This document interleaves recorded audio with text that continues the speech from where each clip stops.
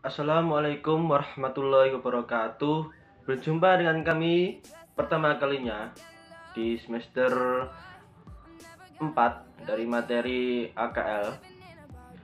Kami dari kelompok 3 yaitu saya Muslimun Fauzan dan teman saya yaitu Lucy Laksita. Jadi kami akan menjelaskan tentang perubahan pemilikan persekutuan. Di video kami ini yang awal kami jelaskan tentang perubahan persekutuan. Salah satu karakteristik persekutuan yaitu umur yang terbatas atau bisa disebut limited life. Oleh karena itu, sewaktu-waktu persekutuan akan berakhir. Bisa saja berakhir. Perlu diketahui rekan-rekan semuanya bahwa persekutuan yang berakhir atau bubarnya persekutuan tidak selalu disertai dengan bubarnya perusahaan. Bubarnya persekutuan yang diikuti dengan bubarnya perusahaan dinamakan likuidasi. Sedangkan bubarnya persekutuan yang tidak diikuti dengan bubarnya perusahaan disebut dissolusi atau bisa menimbulkan persekutuan baru. Dengan adanya persekutuan baru, maka akan keluarnya persekutuan lama. Dalam bubarnya persekutuan pasti ada yang namanya penyebab. Bubarnya persekutuan berdasarkan penyebabnya, yaitu satu, karena sesuai dengan perjanjian. Di dalam persekutuan pasti ada yang namanya perjanjian. Yaitu jika persekutuan mengalami berakhir atau bubar, yaitu pasti mengalami gini, misal tujuan perusahaan telah tercapai. Itu dua, jangka waktu persekutuan telah habis dan masuknya persekutuan baru serta keluarnya persekutuan lama. Yang kedua yaitu karena berdasar undang-undang yang berlaku. Di dalam persekutuan, jika kemungkinan mengalami bubar sendirinya, jika kemudian bubar sendirinya, pasti kemungkinan tertentu yang ditetapkan undang-undang, yaitu seorang anggota sekutu meninggal, terus bangkrutnya persekutuan, bangkrutnya perusahaan. Yang ketiga yaitu karena putusnya pengadilan. Misal di situ seorang sekutu tidak waras, seorang sekutu merugikan perusahaan, adalah masalah antara seorang sekutu. Yaitu skema akuntansi perubahan kepemilikan persekutuan, yaitu ada dua. Yang pertama yaitu perubahan kepemilikan persekutuan karena masuknya seseorang atau anggota baru. Dengan masuknya anggota baru, maka dia harus melakukan hal, yaitu satu, membeli hak sekutu lama, yaitu dengan perjanjian, dengan melakukan perjanjiannya. Yang kedua yaitu menyetorkan modal.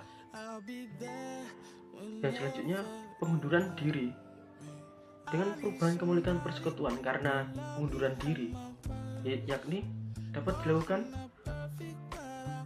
anggota keluar memperoleh pembayaran sesuai dengan penyetoran modal. Anggota keluar memperoleh pembayaran tidak sesuai dengan modal, yaitu sekutu baru masuk menjadi anggota persekutuan, yaitu membeli hak sekutu lama.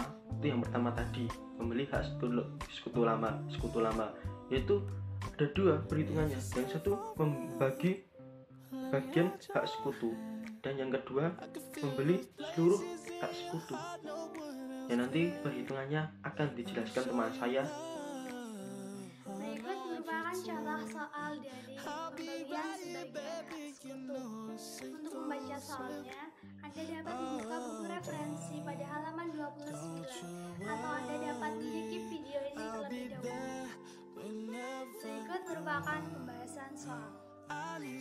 tahun 2016 dia membeli seharga 2.500.000. Namun yang dicatat dalam jurnal hanyalah sebesar nilai buku modal. Jadi perhitungannya yaitu 50% dikalikan dengan 4 juta rupiah, sehingga hasilnya modal dia sama dengan 2 juta rupiah.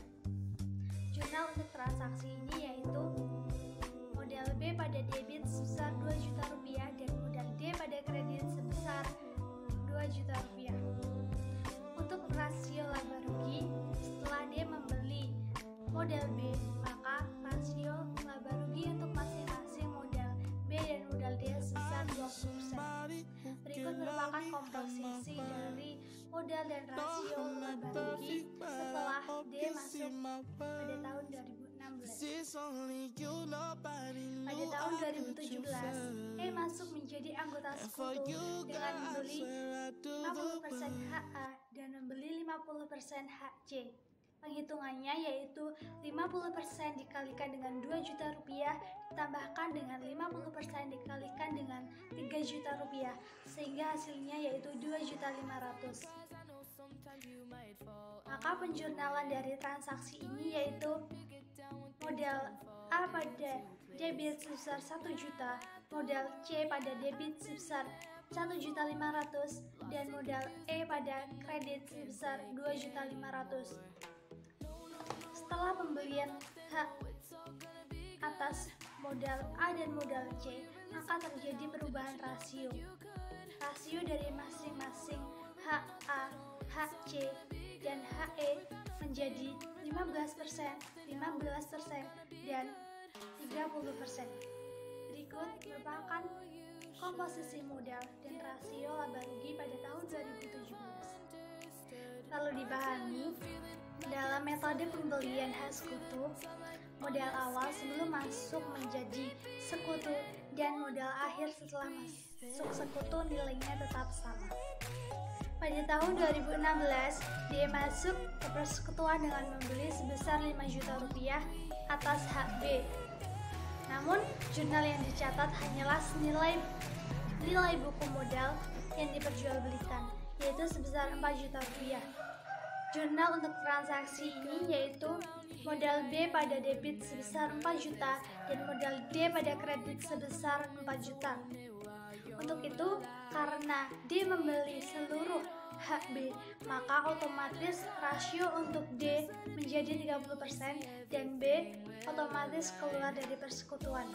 Berikut merupakan komposisi dari modal dan rasio setelah D masuk pada tahun 2016. Pada tahun 2017, D masuk ke dalam persekutuan dengan membeli seluruh HA dan HC senilai 5.500.000. Namun, yang dicatat dalam persekutuan hanyalah sebesar nilai buku modal yang diperjualbelikan, yaitu senilai dengan 5 juta rupiah.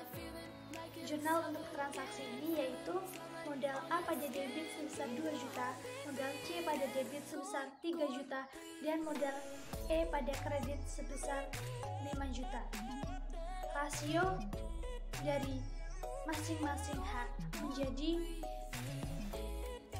A dan C otomatis tidak memiliki rasio atau keluar dari persekutuan karena seluruh haknya dibeli oleh E, sehingga rasio untuk E menjadi 60%. Berikut merupakan komposisi modal dan rasio laba rugi untuk tahun 2017.